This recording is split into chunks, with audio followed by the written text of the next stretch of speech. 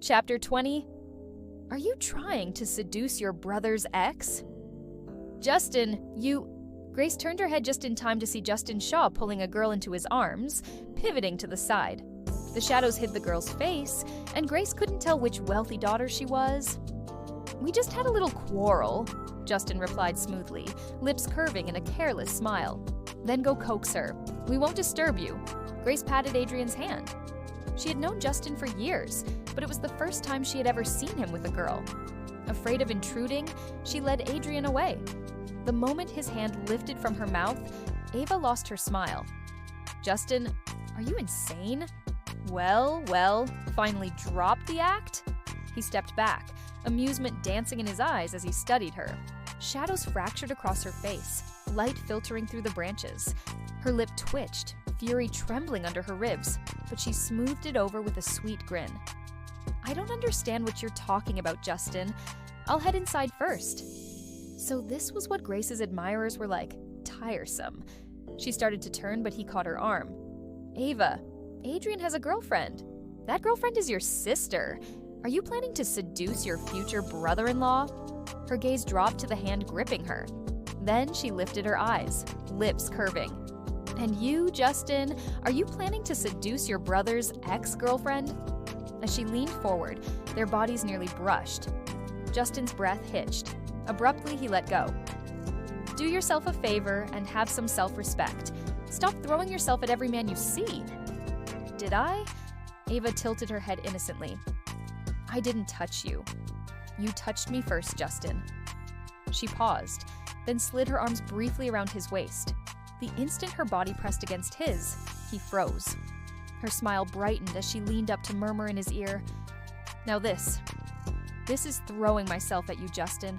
She released him just as quickly, her expression all sweetness and innocence under the dim light. Better stop showing up in my path, Justin, or you might fall for me instead. And if you do, it'll be harder than liking my sister.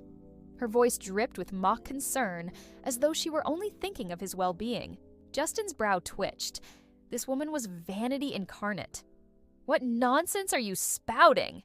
As if he could ever fall for someone so duplicitous. Ava just smiled silently. Before leaving, she tapped a finger against his chest, sing-songing, Justin, your heart seems to be racing. Then she turned and walked away, her voice lingering in the night. Justin stared at the light spilling from the garden, unable to recover for a long moment. Didn't you say you weren't coming? What changed? Ava accepted a glass of champagne from Wesley Hale, sipping lightly. 2 days ago, he had asked if she would attend. She had guessed he wanted her as his companion, but at the time, because of Elaine Reed's sudden warmth, she'd been curious about Samuel Reed, so she lied. Now that she had seen Ian again, she knew marriage ties with the Reed family were impossible, which left Wesley as her first choice. My mother forced me, said I'm at the age to meet people. Ah, matchmaking?